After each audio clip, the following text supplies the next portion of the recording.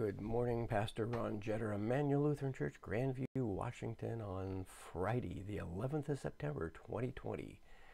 TGIF, Casual Friday. Woohoo! End of the work week. Or as those of us who are semi-retired or retired say, just another day, put off until tomorrow, do some of it today, whatever.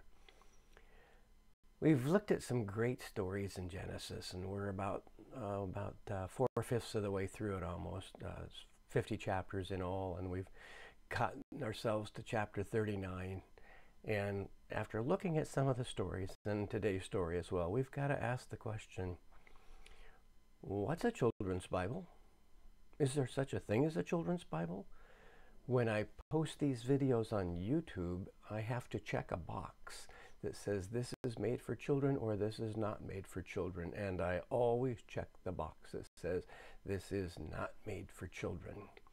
Children have sat in churches and synagogues for centuries, and they have heard these stories. And at what point do the children go home and say, Mom, Dad, tell me about that story of the violation of Dinah or Tamar, who had a child by her father-in-law. They're hearing these, and we as adults have to be ready to answer their questions. How much do we then give them before they ask?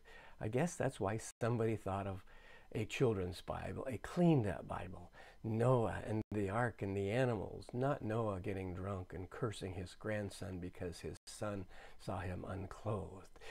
Joseph with this wonderful robe of many colors, though the Bible never says it was a robe of many colors, as opposed to Joseph, who is going to be attacked by the wife of someone he serves, and it basically says, sleep with me or I will tell my husband that you slept with me and he will have you killed or jailed. All of these stories of violence and sex, this is what Genesis is full of. And that's going to follow not just the story of the people of God, but it's pretty much the story of the human race. The world is not made for children, or stories aren't made for children, but children have to live in this world. How do we protect children? How do we give them a nice picture of God who loves them the way God cares for little sheep, but also gradually prepare them for a world in which there is sin, which manifests itself in the form of brothers hating each other to the point of murder, rape, pillaging, theft, deceit, lying, gossip, which incidentally both Jesus and Paul say gossip, it's as damaging to a community as murder is.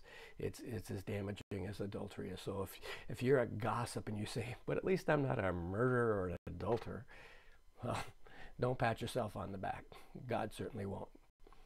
Anyway, on with today's story, chapter 39 of the book of Genesis. Joseph was taken down to Egypt, and Potiphar, an officer of Pharaoh, the captain of the guard, an Egyptian, bought him from the Ishmaelites who brought him down there. The Lord was with Joseph, and he became a successful man. He was in the house of his Egyptian master. His master saw that the Lord was with him, and that the Lord caused all that he did to prosper in his hands. Joseph found favor in Potiphar's sight and attended him, made him overseer of his house, and put him in charge of all that he had. He is still a slave. Potiphar still owns him, but he is so trusted that he has now become the overseer of everything. He's become the steward of the entire household. Wow. So he left all that he had in Joseph's charge, and with him there had no concern for anything but the food that he ate.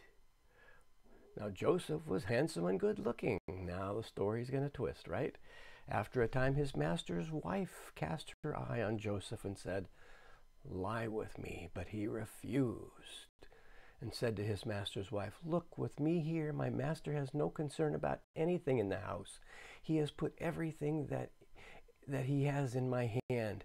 He is not greater in this house than I am, nor has he kept back anything from me except yourself, because you are his wife. How then could I do this great wickedness and sin against God? And although she spoke to Joseph day after day, he would not consent to lie with her or to be with her. One day, however, he went into the house to do his work, and while no one else was in the house, she caught hold of his garment, saying, "Lie with me." But he left his garment in her hand and fled and ran outside. When she saw that he had left his garment in her hand and had fled, she called out to one of the members of the household and said, "See, my husband has brought among us a Hebrew to insult us. He came in to lie with me, and I cried out with a loud voice. When he heard me raise my voice and cry out, he left his garment beside me and fled outside." Then she kept his garment until her master came home and told him the same story, saying, "The Hebrew servant whom you have brought among us came in to insult me. But as soon as I raised my voice and cried out, he left his garment beside me and fled outside." Ooh, the wicked wife of Potiphar. And poor Joseph, the innocent, wronged by his brothers, and now wronged by Potiphar's wife. God favors Joseph, but God doesn't stop trouble from finding Joseph. Verse 19, when his master heard the words that his wife spoke to him, saying, "This is the way your servant treated me," he became enraged, and Joseph's master took him and put him into prison, the place where the king's prisoners were confined, and he remained there in prison. But the Lord was with Joseph and showed him steadfast love, gave him favor in the sight of the chief jailer. The chief jailer committed to Joseph's care all the prisoners who were in the prison. Whatever was done there, he was the one who did it. The chief jailer paid no heed to anything that was in Joseph's care because the Lord was with him. Whatever he did, the Lord made it prosper. God didn't keep him out of trouble, but God did provide for him in the trouble that he was in.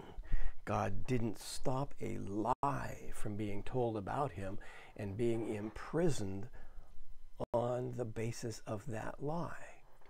But in prison, Joseph didn't act insulted and indignant and wrongly accused. He acted with honor and with service and obedience to the captain of the prison, the head warden. And the head warden, as with Potiphar before him, quickly trusted Joseph. I mean, he's thinking, wow, less work for me. This guy's a model prisoner. He can't escape. He seems to have the respect of other prisoners because he seems to know how to care for people. He had that personality. Wow, we got to be careful of people with that personality, right? Everybody just likes them. Everybody wants to be them. Everybody wants to be their friend because they're just so perfect people. I've known a few of those, and in some cases they truly were wonderful, decent people filled with God's grace. In a couple of people, it was really just a shell, an appearance, a game, and beneath that there really was this deep, deep deceit. And you really had to watch your back with some, and with others you'd trust them with your life. Joseph was one of those that they could trust because there really was no guile in him. When he told his brothers about his dreams, it didn't occur to them, gee, these dreams might offend them. Their stars bowing to my star, their sheaves of wheat bowing to my sheaf of wheat. Well, they're just dreams. I thought they were interesting. I thought my brothers would love hearing about how great God thinks I am. And it was just matter of fact about it. He doesn't act persecuted that his brothers sold him into slavery. He doesn't act persecuted that Potiphar's wife lied about him and Potiphar had him imprisoned. How do we deal with adversity? Do we believe God is with us and that God will bring good? That what others intend as evil, God can somehow make us good? Wow, that's a tough argument to make in some cases. We think of the massive amount of suffering that certain humans have gone through in history, the Jews in Hitler's Germany. Where would they say God brought good out of this? Maybe the modern creation of the state of Israel is the good that was brought out of it, but what a horrific price they had to pay, and the price they're still paying because their presence in the land of Canaan is still controversial, as it was when God gave it to them 4,000 years ago. See you tomorrow.